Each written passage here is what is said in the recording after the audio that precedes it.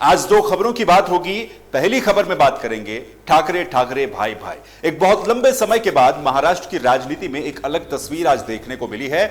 यह तस्वीर क्या पॉलिटिकली भी साथ साथ रह पाएगी या नहीं रह पाएगी, इस पर सवाल बहुत सारे उठ सकते हैं। लेकिन राज ठाकरे और उद्धव ठाकरे यानी कि बाला साहेब ठाकरे के दोनों बेटे एक साथ एक मंच पर 20 साल के बाद आज नजर आए।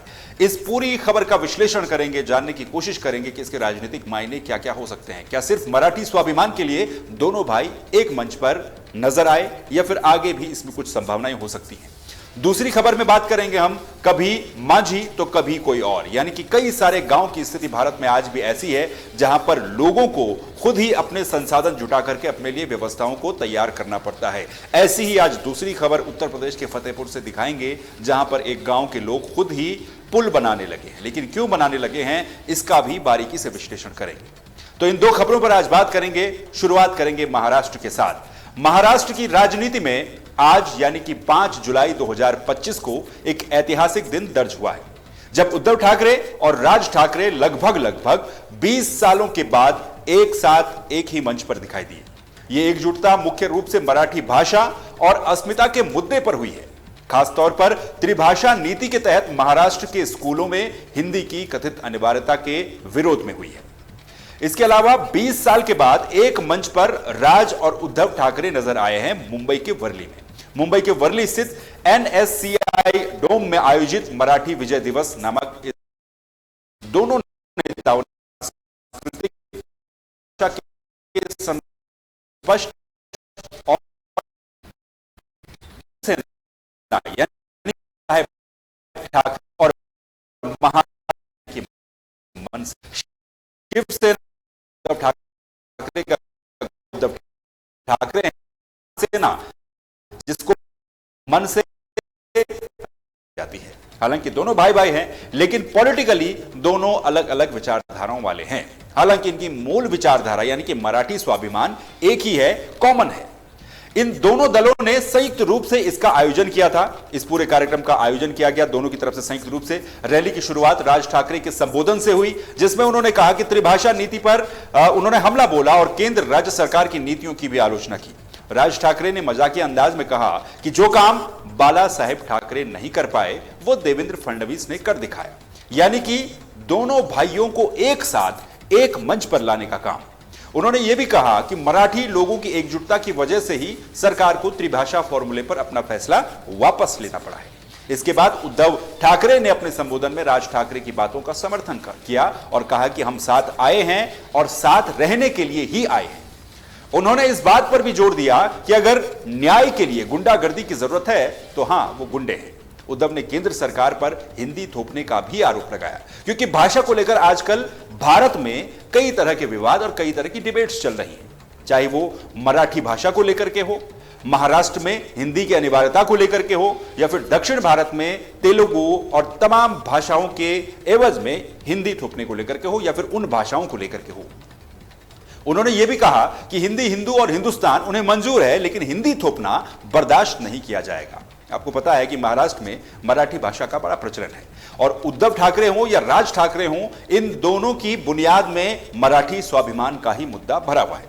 इस सभा में राष्ट्रवादी शरद पवार गुट की सुप्रिया सुले, CPIM के प्रकाश रेड्डी, महाराष्ट्र की छोटी पार्टियों के नेता जैसे जयंत पाटिल और महादेव जानकर भी शामिल हुए, जिससे मराठी अस्मिता के मुद्दे पर एक व्यापक एकजुटता भी इस कार्यक्रम के दौरान दिखाई दी गई है। लेकिन आज भले ही उद्धव ठाकरे और राज ठाकरे दोनों एक मंच पर नजर आए हों, लेकिन इनके बीच का इतिहास क्या कहता है? कैसे इनके बीच में 20 सालों तक ये दूरियां थी? राज ठाकरे और उद्धव ठाकरे के बीच दूरियों का इतिहास करीब 2 दशक पुराना है। ये दूरियां साल 2005 में तब शुरू हुई जब राज ठाकरे ने शिवसेना छोड़ दी थी। 2006 में अपनी अलग पार्टी बनाई, जिसका नाम मनसे यानी कि महाराष्ट्र नवनिर्माण सेना रखा गया और इसका गठन किया गया। उत्तराधिकारी का विवाद इन दोनों के बीच दूरियों की सबसे बड़ी वजह थी। शिवसेना के संस्थापक बाल ठाकरे के राजनीतिक उत्तराधिकारी को लेकर के दोनों भाइयों के बीच में एक अप्रत्यक्ष प्रतिस्पर्धा हमेशा से ही रही है। राज ठाकरे को बाला साहेब ठाकरे का राजनीतिक उत्तराधिकारी माना जाता था, क्योंकि वो पार्टी में उद्धव से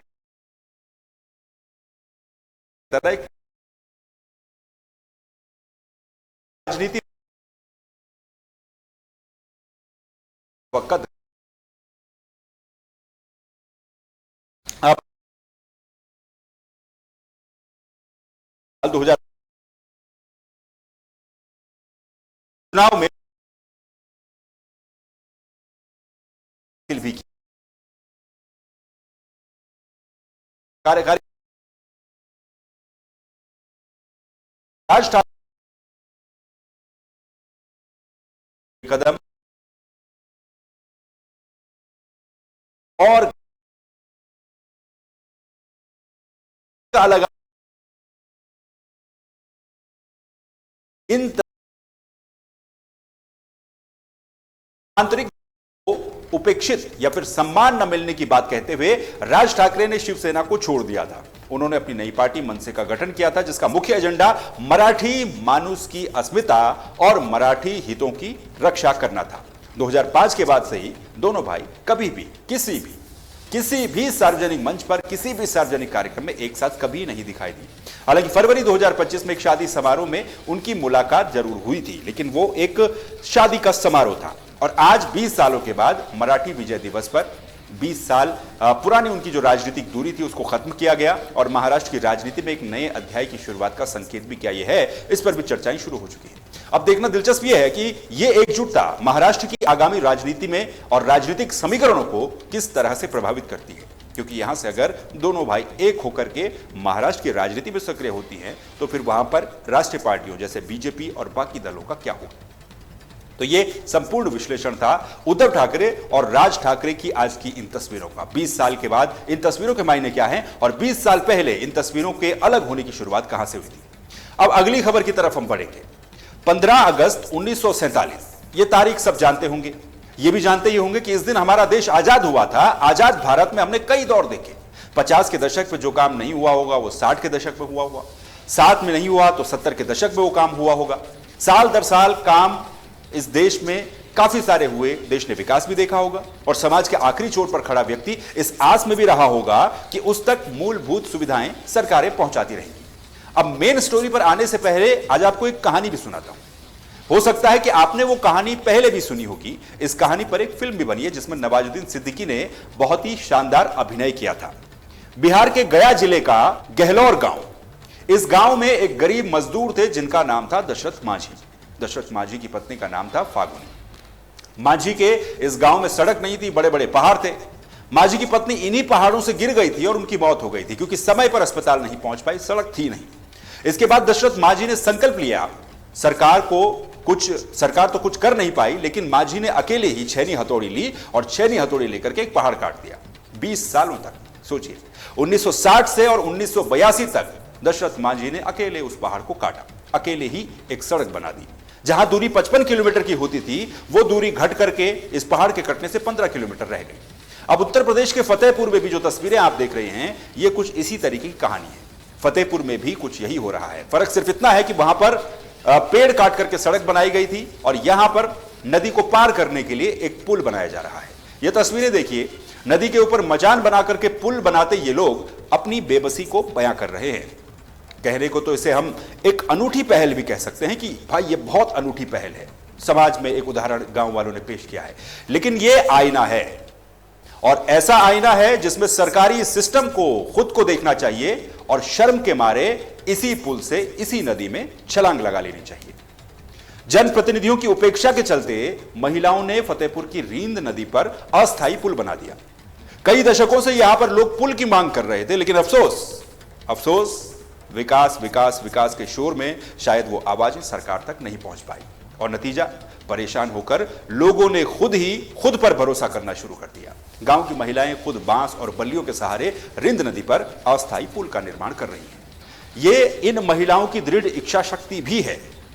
कृपालपुर और आसपास के ग्रामीण पिछले 2 दशकों से सांसदों और विधायकों से रींद नदी पर एक स्थायी पुल बनाने की लगातार मांग करें। 2 दशक का मतलब होता है, जो खबर आपने पहले सुनी थी कि 2 दशक के बाद दोनों भाइयों का मिलन हुआ, तो उतना ही समय हो चुका है साहब, यहां पर पुल नहीं बन पाया। लेकिन उन तस्वीरों को आज हाईलाइट करके दिखाया जा रहा है, लेकिन इन तस्वीरों को कौन दिखाएगा, यह भी बड़ा सवाल उठता है। लगातार लोग मांग करते आए हैं, कई सरकारें और जनप्रतिनिधि बदले, लेकिन उनकी समस्या जस की तस बनी रही। इस उपेक्षा से अजीज आकर के ग्रामीणों ने खुद ही यह बीड़ा उठाया है। इस अस्थायी पुल के निर्माण में बिंदा कृपालपुर की कलावती और सीमा देवी नाम की 2 महिलाओं की भूमिका महत्वपूर्ण रहती है। उन्होंने अपने गांव के बच्चों की शिक्षा, इलाज और रोजमर्रा की समस्याओं को देखते हुए सभी ग्रामीणों को एकजुट किया और इस प्रयास को सफल बनाने में जुट गई। स्थानीय नागरिक राम गोपाल निषाद ने बताया कि उनके गांव के लोगों को रोजाना नदी पार करके बाजार, हाट या फिर इलाज के लिए अस्पताल और स्कूल जाने के लिए कई कस्बों से जाना पड़ता था। अब तक सिर्फ नाव ही उनका एक सहारा थी, क्योंकि इस नदी को पार करने के लिए एकमात्र सहारा नाव है, जो आप तस्वीरों में भी देख रहे हैं, जिससे उन्हें काफी मुश्किलों का सामना करना पड़ता था। उन्होंने ये कहा कि अब हम लोग परेशान होकर के पुल बना रहे हैं। यह भी कहा, यह भी बताया गया कि उन्होंने पूर्व सांसद राकेश सचान और साध्वी निरंजन ज्योति के साथ साथ वर्तमान के सांसद से भी कई बार पुल की मांग की है, लेकिन किसी ने आज तक सुध नहीं दी। उनका यह कहना है कि इस गांव में ज्यादातर निषाद बिरादरी के लोग रहते हैं और चुनाव के समय में सभी केवल झूठे आश्वासन देते हैं, राजनीति होती है और पुल जस का तस है, यानी कि कहीं है ही नहीं। जहानाबाद विधायक से भी कई बार इस संबंध में मांग की गई, लेकिन कुछ नहीं हुआ। कक्षा 10 की एक छात्रा है ज्योति कहती है कि करीब 300 स्कूली बच्चे रोजाना उफनती नदी को नाव से पार करके स्कूल आते जाते हैं, जो कि काफी खतरनाक भी साबित हो सकता है, खासकर स्कूली बच्चों के लिए, छोटे बच्चों के लिए। स्थानीय निवासी है विजयपाल, वो बताते हैं कि वर्तमान में सिर्फ एक ही नाव चलती है और एक नाव चलने की वजह से दिक्कत यह है कि सवारियों से मनमाना पैसा भी वसूला जाता है, यानी कि इफेक्ट इसके काफी ज्यादा है। अमित कुमार एक और स्थानीय निवासी है, इनके अनुसार इस पुल के बनने से बचनीपुरा, बसफरा, परेनवा, खजुरिहा, नरेनी और सहीमलपुर जैसे न जाने कितने और गांव हैं जहां पर हजारों लोगों को इस पुल बनने से फायदा मिल सकता है। गांव के ही एक व्यक्ति ने बताया कि पुल के निर्माण में अभी तक करीब इन लोगों के, जो ये लोग खुद से जुटा रहे हैं, 80,000 रुपए खर्च हो चुके हैं। 80,000 रुपए इन लोगों के, और लगभग 2 लाख रुपए की आवश्यकता और है। यह पुल लकड़ी के सहारे बनी एक अस्थायी व्यवस्था है। कुछ ग्रामीणों ने इस पुल के निर्माण के लिए चंदा भी दिया है, कुछ ने श्रमदान किया है और इस तरीके से मिलजुल कर ये लोग पुल बना रहे हैं। यह पुल ग्रामीणों की एकजुटता और आत्मनिर्भरता का एक जीवंत उदाहरण तो है, लेकिन यह जीवंत उदाहरण जनप्रतिनिधियों और अधिकारियों को आईना भी दिखा रहा है कि आपके यहाँ स्थिति कैसी है। आपको उन महिलाओं के अब बयान सुनाते हैं जो इस पुल को बनाने में लगातार काम कर रही हैं और आपसी सहयोग से गांव वाले इस पुल को बना रहे हैं। वो महिलाएं क्या कहती हैं, सुनिए। बस लकड़ियों का पुल बना रहे हैं, निकलने के लिए, बच्चों के स्कूल के लिए, सेवा के लिए बना रहे हैं कि अपना बच्चे स्कूल जाएं। बच्चे बड़ी दिक्कत हो रही है उतरने के लिए, उनको तो लकड़ी का पुल बना रहे हैं, बांस लकड़ी काट के। अच्छा, आपने इसमें अपना पैसा लगाया है? जी सर जी, पैसा लगा रहे हैं, 2 हिस्सेदार हैं, पैसे लगा रहे हैं, थोड़ा थोड़ा इधर उधर से करके, जितना इकट्ठा रहा उतना बनता जा रहा है। ठीक है, गांव के लोगों का सहयोग आपको मिल रहा है? जी, सारा गांव सहयोग दे रहा है। चलिए, देखिए ये गांव कृपालपुर है और ये रिंद नदी के किनारे स्थित है और आप देख पा रहे हैं कि रिंद नदी इस रूप में चल रही है और बह रही है। और यहाँ पर ये काफ़ी, जब बरसात का पानी तेजी से आता है तो ये काफ़ी बड़ा रूप ले लेती है। तो यहाँ पर बच्चों को स्कूल जाने में, चिकित्सा के लिए और हाट बाजार जाने में बहुत दिक्कत उठानी पड़ती है। इसलिए यहाँ के लोग चाहते हैं कि नाव से खतरों को ना मोल लिया जाए और हम बच्चों के लिए स्वयं ही एक ऐसा पुल तैयार करते हैं जिससे हमारे बच्चों को आने जाने में अच्छे से, पूरी तरह से स्वतंत्रता और वो सुरक्षा उनको मिल सके। ये पुल का काम, पुल बना रही हैं। हाँ। कहाँ पर बना रही हैं, कौन सी नदी में? रिंद नदी में। अच्छा, क्यों बना रही हैं? अपने सुविधा के लिए। अच्छा, क्या जरूरत आपको पड़ती है जो पुल बना? पर खेत है, वहाँ चारा पानी लाना, हमका तो हमारे पास कोई सुविधा नहीं, इसलिए बना। तो आपने सुना इस बयान में महिलाएं क्या कह रही थी। ये बड़ी विडंबना है कि जिस कालखंड में, जिस समय में देश के विकसित होने के कई दावे हो रहे हैं, रोड इंफ्रास्ट्रक्चर बन रहा है, बड़े बड़े फ्लाईओवर बन रहे हैं, वहां आज भी ये लोग बांस और बल्लियों के सहारे एक पुल बना करके सिर्फ इस उम्मीद में है कि हम किसी तरीके से इस नदी को पार कर सकें। लेकिन ये पुल उन्हें कैसे विकास तक मिलाएगा, ये बड़ा सवाल है। आज के तहलका एक्सक्लूसिव में फिलहाल के लिए इतना ही। बाकी खबरों के लिए आप देखते रहिए तहलका डिजिटल। नमस्कार।